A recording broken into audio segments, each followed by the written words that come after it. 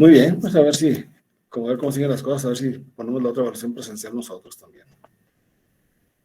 Nada más que un favorzote. Ahorita ya tuvimos un problema la clase pasada porque teníamos clases corridas y pues como que hubo un poquito mal control por parte del Doc Gutiérrez. Entonces duró demasiado el examen y pues el doctor Blanco, teníamos clase con él y pues no hubo ahí una pequeño problemito porque sí, pues no pudimos llegar todos a tiempo entonces. ¿Y la clase con el doctor Blanco era presencial? No, doctor, era en línea, pero pues igualmente había compañeros presentando. O sea, el problema fue que el doctor Gutiérrez originalmente no tomó en cuenta que pues nos tenía que partir en 2 partes para poder presentar el examen, porque no podemos estar todos en el aula a la vez. Exacto. Pues ni hablar. Sí, luego a veces el doctor Gutiérrez se extiende mucho en sus clases. De siempre, no es de ahorita. Bueno, pues vamos a empezarle. Es un tema relativamente corto. ¿Mande?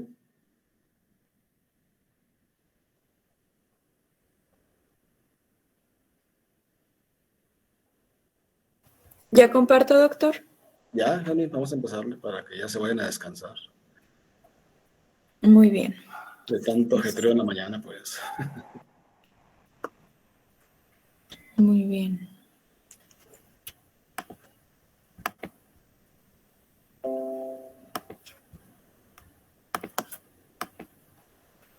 Ya se ve completa, ¿verdad? Sí, Nidia. ¿Es Jazmín, verdad? ¿O Jazmín? Sí, Yasmín. Jazmín, soy más elegante, sí. Sí, más bonito. Claro. Bueno. Bien, Yasmín, adelante. Mi compañero Juan Carlos Cortés Sandoval y yo, Nidia Yasmín Aguirre Fernández, vamos a hablar de hiperaldosteronismo primario, o también llamado síndrome de Cohn. Exacto. Estos son los subtemas que vamos a abordar: la definición, clasificación, manifestaciones clínicas, diagnóstico de los subtipos, tratamiento y vamos a ver un caso clínico. Bueno, primero vamos a definir. Esta es una enfermedad que se caracteriza por la producción autónoma excesiva de aldosterona y tiene como resultado la supresión de los niveles de renina, causando con frecuencia hipertensión arterial y también hipocalemia. Se podría decir que es una de las maneras curables de la hipertensión arterial, ya que esta hipertensión es secundaria a otra patología y por lo tanto, si se trata el padecimiento primario, pues se puede controlar la hipertensión. Y pues hay una tríada muy característica en el aldosteronismo, que es de hipertensión arterial, alcalosis metabólica, hipocalemia, aunque actualmente hay muchos pacientes que cuentan con normocalemia. Tenemos una clasificación de los tratamientos, de los que se curan quirúrgicamente y de los que son más de un tratamiento farmacológico. Los más frecuentes son el adenoma productor de aldosterona y también la hiperplasia adrenal bilateral. Entre los curables quirúrgicamente también tenemos una hiperplasia adrenal primaria, un tumor de ovario secretor de aldosterona, hiperaldosteronismo familiar de tipo 2, y en los no curables quirúrgicamente tenemos adenoma unilateral productor de aldosterona y también el aldosteronismo familiar de tipo 1. Las manifestaciones clínicas. Bueno, es más frecuente en mujeres y en rangos de 30 a 50 años de edad. Las manifestaciones más importantes es una hipertensión arterial que es resistente a tratamiento antihipertensivo. También las complicaciones propias de la hipertensión arterial. Y también hay pacientes jóvenes que no cuentan con hipertensión, pero tienen un efecto negativo en el funcionamiento cardíaco debido a la aldosterona, como lo pueden ser hipertrofia ventricular izquierda, deterioro de la función diastólica también se asocia con alteraciones en el metabolismo glucémico o síndrome metabólico. También tenemos hipocalemia, lo cual puede originar fatiga, debilidad muscular, calambres, parestesias, cefaleas, palpitaciones, intolerancia a la glucosa, polidipsia, poliuria, nicturia y también nefropatía hipocalémica. Y la alcalosis hipocalémica, lo cual puede ocasionar un descenso de los niveles de calcio y originar tetania.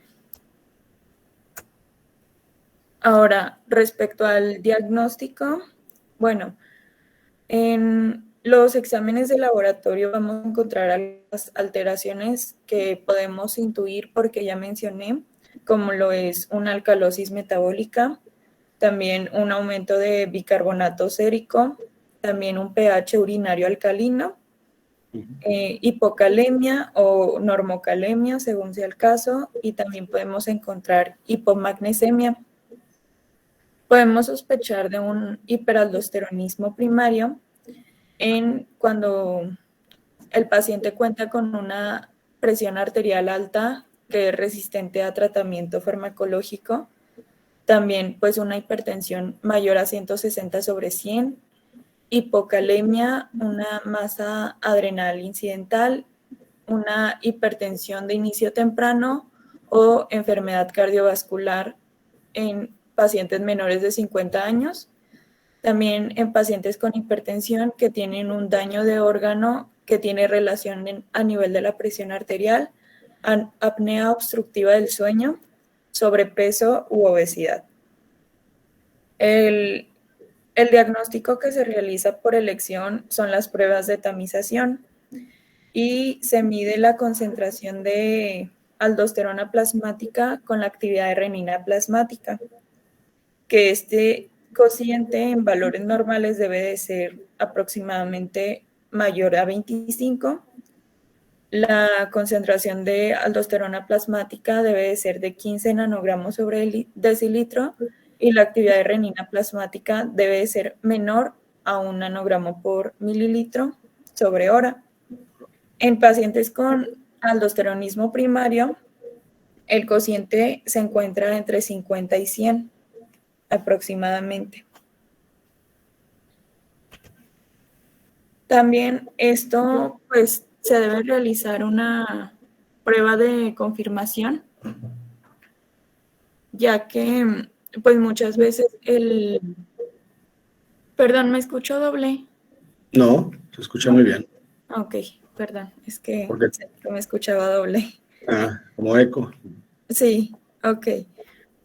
Bueno, las pruebas de tamización pueden salir alteradas debido a los tratamientos farmacológicos antihipertensivos que tome el paciente.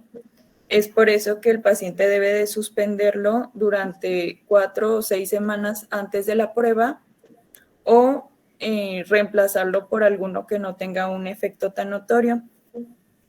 Los antagonistas del receptor de aldosterona obviamente pues se tienen que suspender obligatoriamente, ya que esto altera las concentraciones de aldosterona y la actividad de la renina plasmática.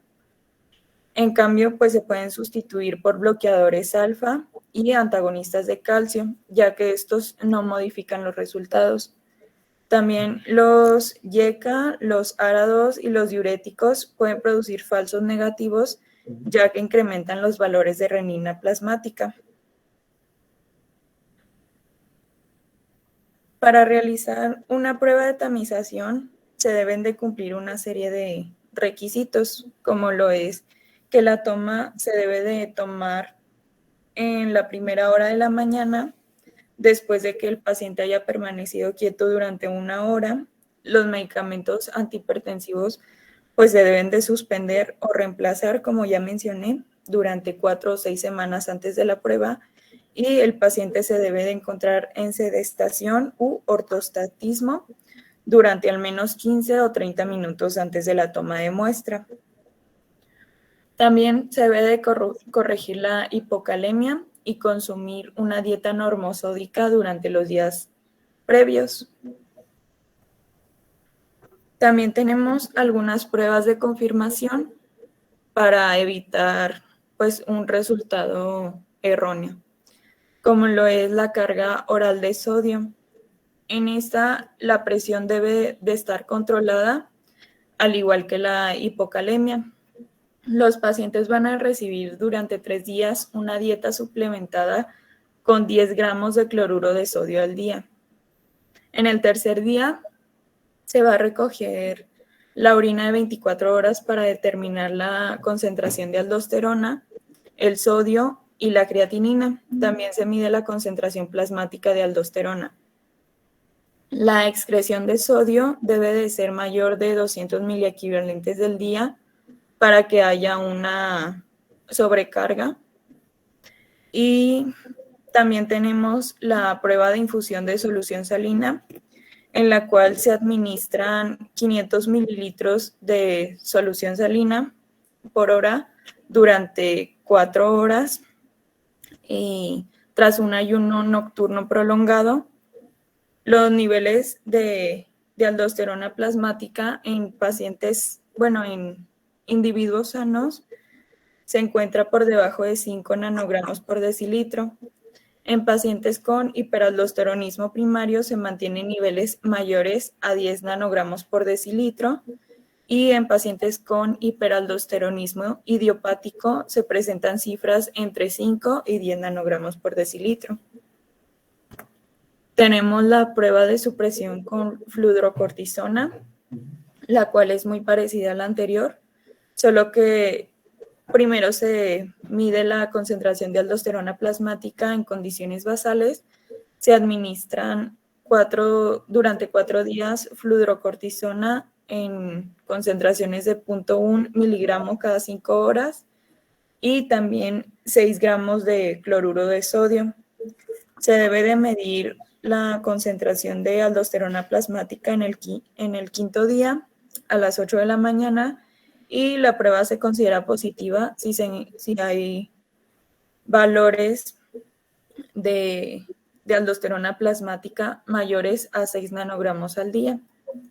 Y por último tenemos la prueba con captopril, en la cual se determina la concentración de aldosterona plasmática y la actividad de renina plasmática antes del consumo de captopril, a los 90 minutos y a los 120 minutos de la administración de este medicamento, y se aplican en dosis, se administra en dosis de 25 a 50 miligramos por vía oral. Esto sería todo de mi parte. Muy bien, Yasmin.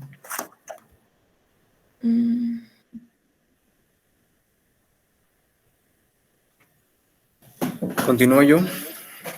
Adelante. Ok. Ahí va.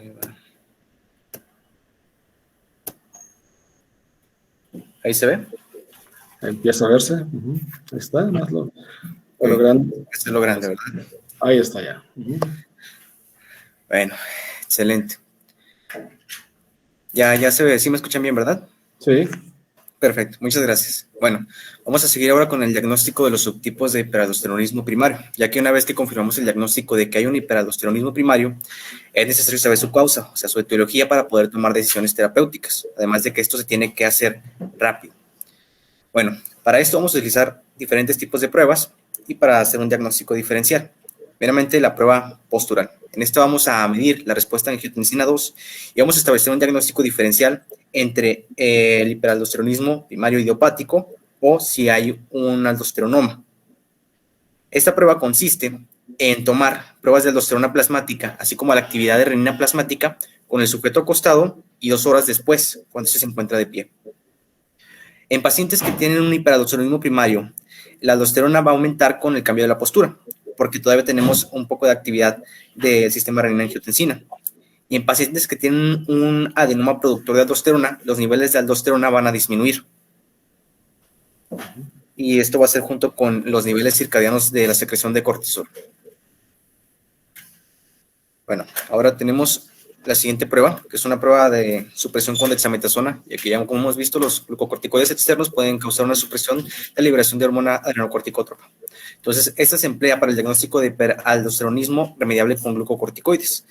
Y en esta se realiza una medición basal de aldosterona y de cortisol, y después de 2 a 4 días de ingerir dexametasona, que sea 2 miligramos por día. Entonces, esta se considera positiva cuando los niveles de aldosterona se mantienen sobre 4 nanogramos por decilitro. Y para aumentar la especificidad, o sea, la capacidad de hacer una prueba de que el sujeto enfermo esté realmente enfermo, vamos a confirmar una supresión de cortisol que sea inferior a 2.5 microgramos por decilitro. Ahora, tenemos la determinación de 18 hidroxicortisol y 18 oxocortisol, ya que este se encuentra elevado en hiperaldosteronismo remediable con glucocorticoides, hasta en 10 veces puede estar elevado en un adenoma productor de aldosterona y en una hiperplasia adrenal primaria. Pero este no se encuentra elevado en hiperaldosteronismo idiopático. Y finalmente tenemos una prueba genética, aunque lo malo de esta es que aún no se encuentra disponibles en el medio, pero en esta se hace una prueba por medio de la técnica de Southern Blotting o una PCR, y pues utilizamos el gen quimérico CYP11B1 y 11B2. Ahora, los estudios de imagen, muy importante. Tenemos la tomografía Excel computarizada. Esta es ideal para identificar nódulos adrenales, que pueden ser adenomas, una hiperplasia adrenal unilateral o puede ser bilateral. Tenemos que en hiperplasia idiopática las suprarrenales están aumentadas de tamaño y los adenomas se observan en baja densidad. Tenemos también la resonancia magnética nuclear, que esta no tiene ventaja sobre la tomografía Excel computarizada, ya que pues es más cara. Y otra cosa que tiene es que tiene menos resolución espacial que la TAC, pero pues tiene utilidad, ¿no? Y bueno, si las imágenes son inconclusas, entonces está indicado un cateterismo de las venas adrenales, que de hecho este es considerado el gold estándar para identificar los subtipos de hiperaldosteronismo. Entonces el procedimiento es un abordaje por vía femoral y se cateterizan ambas venas adrenales y la vena cava inferior. Esto para establecer las concentraciones de lo que es el cortisol a través de la relación 10:1, donde el 10 lo tendremos en el cortisol de la vena adrenal y el 1 en la vena cava inferior.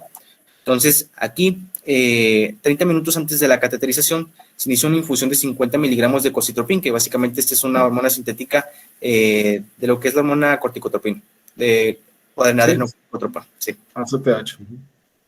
Y se continúa durante el procedimiento. Ahora, en pacientes que tienen un aldosteronoma, vamos a encontrar una relación 18:1.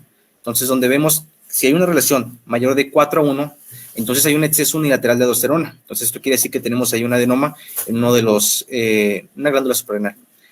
En un paciente que tenga una hiperplasia adrenal idiopática, tenemos una relación 1:8:1, donde una relación menos de 3:1 es sugestiva de una hipersecreción bilateral, y una relación de más de 4 es una producción unilateral. Esto básicamente es para medir la concentración. Cuando hay una hipersecreción de cortisol, la podemos medir mejor cuando hay un cateterismo de las venas adrenales.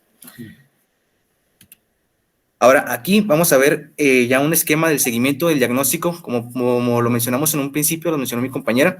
Sospechamos de hiperaldosteronismo, tenemos una hipertensión, tenemos hipocalemia, entonces vamos a hacer mediciones de la aldosterona y de la actividad de la renina plasmática. Entonces vemos que tenemos aumentada la aldosterona, disminuida la actividad de la renina plasmática en una relación con un ratio mayor a 20.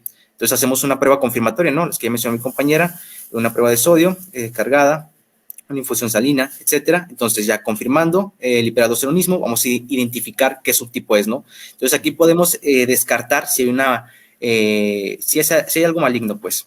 Entonces hacemos una tomografía computarizada adrenal. Entonces si vemos algo maligno, ok, entonces está considerada la cirugía.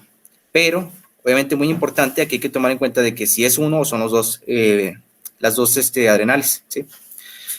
Y si, por ejemplo, queremos identificar cuando no hay una malignidad, entonces hacemos el cateterismo, ¿no? Y aquí, si vemos que la secreción es bilateral, entonces vamos a utilizar antagonistas del receptor de aldosterona como tratamiento. Y si vemos que es unilateral, y obviamente tomando en cuenta la decisión del paciente de si se quiere operar o no, entonces hacemos una adrenalectomía. Ahora sí vamos a continuar con el tratamiento. Vamos a ver que el tratamiento quirúrgico se realiza en un paciente que tiene un adenoma adrenal primario, una hiperplasia unilateral. Entonces se le realiza una adrenalectomía unilateral. Aquí las imágenes que podemos ver son de un mielolipoma. O sea, esta es una grasa que no tiene actividad funcionante, pero el abordaje es el mismo, ¿no? Hacemos un abordaje laparoscópico, ya que tiene menos complicaciones, menos periodos de hospitalización y una recuperación más corta. Entonces, a través del bisturí armónico que podemos ver aquí, hay un corte y un pinzado, y ya con esto extraemos el material deseado. Entonces, este cura el hiperaldosteronismo primario en un 33 a un 73%, se resuelve el hiperaldosteronismo y hay un mejor control de la hipertensión, incluso a nivel de que el paciente ya ni siquiera necesita tomar antihipertensivos.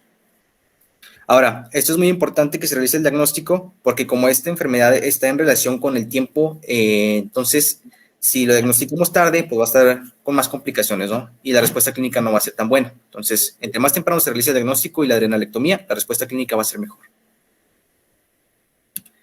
Vamos con el tratamiento médico, la espironolactona, un ahorrador de potasio. Este compite con los receptores de aldosterona, es un antagonista, y se realiza la primera dosis, que también puede ser como una prueba diagnóstica.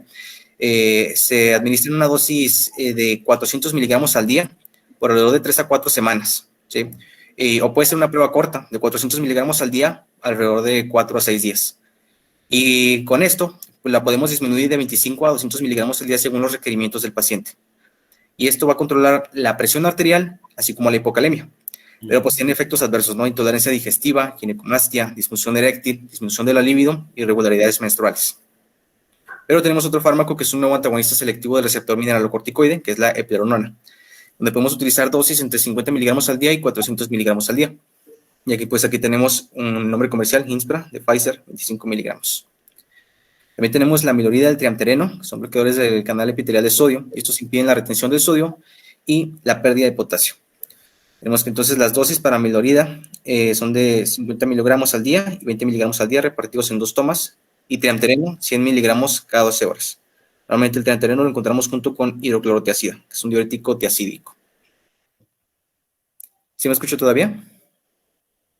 ¿Te escuchas bien? Ok, gracias. Bueno, ahora sí vamos a ver el caso clínico porque estos dejan mucho aprendizaje significativo. Tenemos un paciente femenino de 34 años, multípara, con hipertensión arterial sistémica que fue detectada hace 4 años. Inicialmente se le detectó una tensión arterial de 180 sobre 105, entonces sabemos que ya tiene un descontrol. Se le indicó un YECA, captopril, pero a pesar de tener un buen apego, no logra controlar la hipertensión. O sea, llega y la encontramos todavía con 140-100. Entonces, en el último embarazo se le exacerbó lo que es la hipertensión arterial y se le trató con alfa-metildopa, 1250 miligramos al día. Pero 15 días después presenta parestesias y disestesias en miembros pélvicos y una incapacidad para deambular. Estamos hablando ya de síntomas que representan la hipocalemia.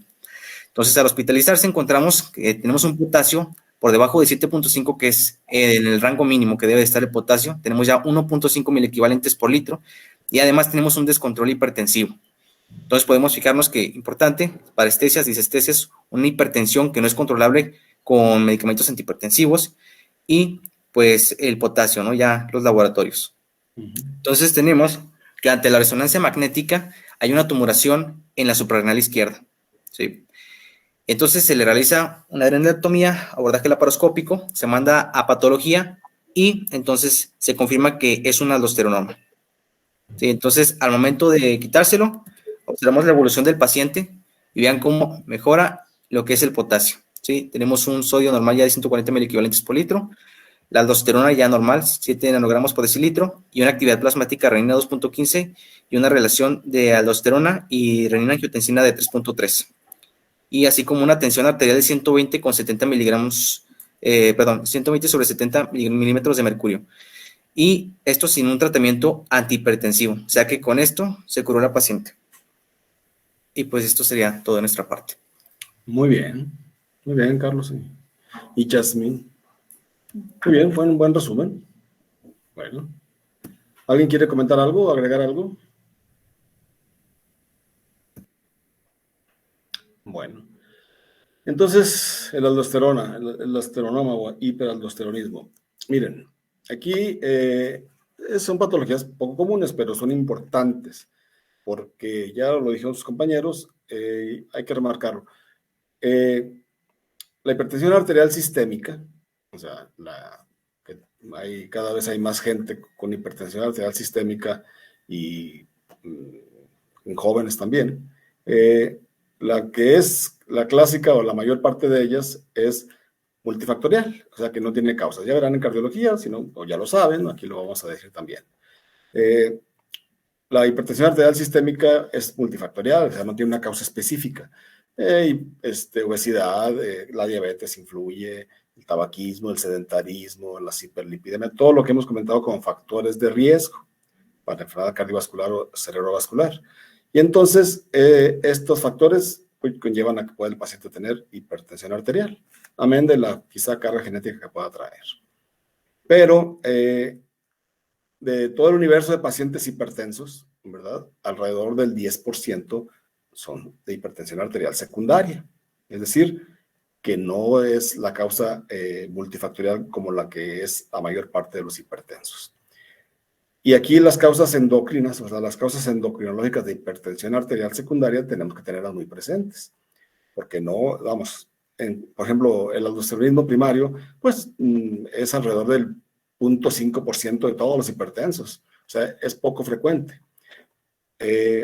Pero si englobamos todas las causas endócrinas de hipertensión arterial, ya no es tan bajo el porcentaje y sube entre todas las causas endócrinas de hipertensión hasta el 8-9%, aún sí que hasta el 10%. Bueno, los últimos estudios decían que hasta el 5-6%. Pero total, tenemos la obligación de encontrar o detectar pacientes, sobre todo jóvenes, como ya mencionaron en el caso clínico y en su resumen, pacientes que pudieran ser portadores de hipertensión arterial secundaria. ¿Sí? Hay causas endócrinas, hay causas renales como la hipoplasia de la arteria renal, por ejemplo, o cardiovasculares, ahí la coartación de la aorta, qué sé yo. Pero bueno, las causas endócrinas, que es lo que nos importa en este curso, hay que recordarlas. Y las hemos visto ya varias de ellas, ¿verdad? ¿Alguien se acuerda de unas 3, 4 causas de hipertensión arterial de origen endocrino?